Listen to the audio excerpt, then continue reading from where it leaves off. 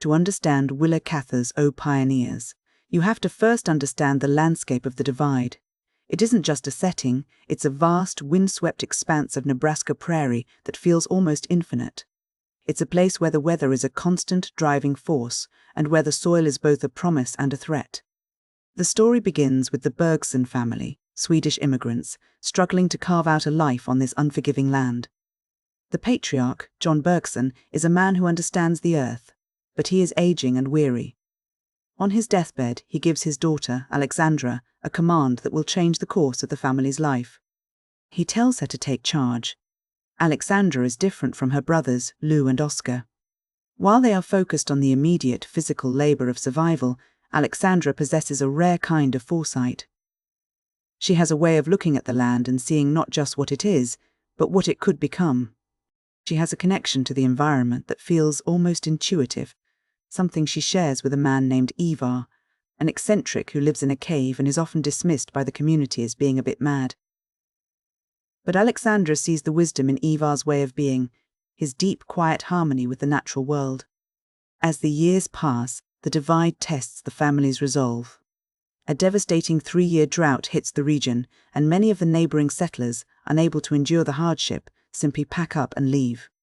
It is during this time of extreme scarcity that Alexandra makes her most significant gamble. While others are retreating, she is moving forward.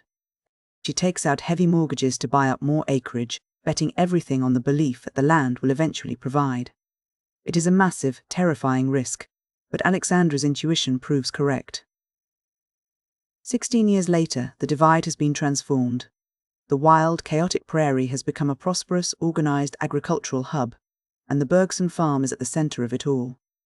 As the family achieves this wealth and stability, the internal dynamics shift. The struggle for survival has been replaced by the complexities of social life and human passion. Alexandra has become a powerful, respected landowner, a woman who has successfully navigated a world that wasn't built for her.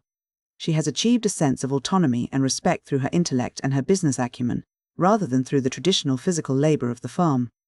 However, this prosperity brings new tensions, particularly in her younger brother, Emil. Emil has grown from a playful boy into a man who feels a restless, quiet dissatisfaction with the life laid out for him. He is drawn to the world outside the farm, a world of movement and change. This restlessness manifests in his intense, unspoken infatuation with Marie Shabata. Marie is a woman caught in a suffocating situation. She is married to Frank Shabata, a man who is volatile, emotionally distant, and increasingly resentful of his own life. The connection between Emil and Marie is a slow-burning, heavy thing. It isn't a loud or dramatic romance, it's a quiet, desperate magnetism that exists in the spaces between their responsibilities. They are both bound by social propriety and the structures of their community, yet they are drawn to each other with a force that feels almost elemental. This tension between the order of society and the raw, uncontainable nature of human passion eventually reaches a breaking point. The climax of the novel is a sudden, violent eruption in the Shabata orchard. One night, driven by a mixture of alcohol, resentment, and a sense of being trapped, Frank Shabata takes a gun into the darkness. He fires blindly into the night, intending to strike at the source of his bitterness. In the chaos of the shadows, he accidentally kills both Marie and Emil. The tragedy is swift and senseless.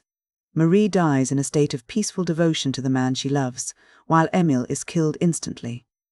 The violence of the act stands in stark, jarring contrast to the quiet, steady life Alexandra has worked so hard to build. In the aftermath of the tragedy, Alexandra is left to navigate a profound, hollow silence. She is a woman who has mastered the land, but she finds herself unable to master the grief and the isolation that follows such a loss. She grapples with the weight of her role in the family and the realization that even the most successful life cannot protect one from the sudden, chaotic movements of fate. During this time, she experiences moments of intense, almost mystical connection to the world around her, visions that feel less like religious experiences and more like a direct, spiritual confrontation with the primal forces of nature. She eventually visits Frank Shabata in prison. He is no longer the volatile man he once was. He has been hollowed out by guilt, reduced to a shell of a person by the weight of what he has done. Seeing him, Alexandra realizes that the violence of the human heart can be just as indifferent and destructive as a prairie storm. As the story moves toward its conclusion, we see the return of Carl Lindstrom. Carl was a childhood friend of Alexandra's who had left the Divide to seek his fortune elsewhere. He is a man who represents a different kind of existence, a more transient, observant life that contrasts with Alexandra's deep-rootedness. Over time, as Alexandra works through her mourning and her period of intense introspection, she begins to find a way back to the world.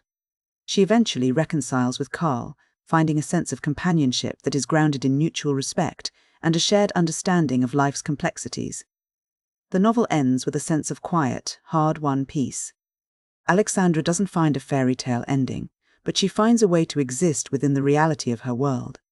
She realizes that the people who live on the land, the Bergson family, the Shabatas herself, are merely temporary stewards of something much larger and much older.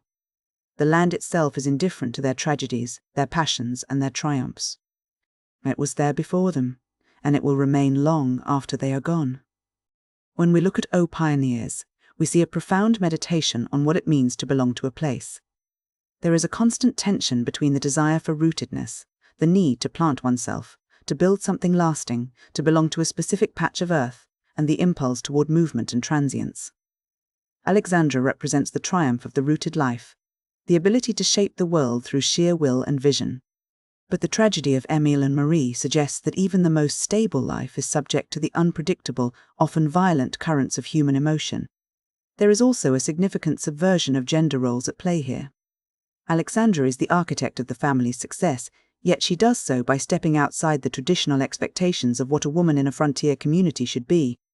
She doesn't lead through physical strength, but through a mental and spiritual alignment with the land itself. She manages the business, makes the high-stakes decisions, and maintains the family's prosperity, all while maintaining a certain emotional distance that allows her to endure the hardships of the Divide. Ultimately, Cather seems to be suggesting that our connection to the earth is the most fundamental truth of our existence. The characters' struggles are not just about surviving the weather or the economy. They are about finding a way to exist in harmony with a landscape that is beautiful, magnificent, and utterly indifferent to human concerns. The title, O Pioneers, is a nod to the idea of the human spirit constantly reaching out, trying to make its mark on the world, even while knowing that the world will eventually reclaim everything we have built. It's a story about the grit required to live, the passion that drives us to love, and the quiet dignity of accepting our place in the vast, eternal cycle of the natural world.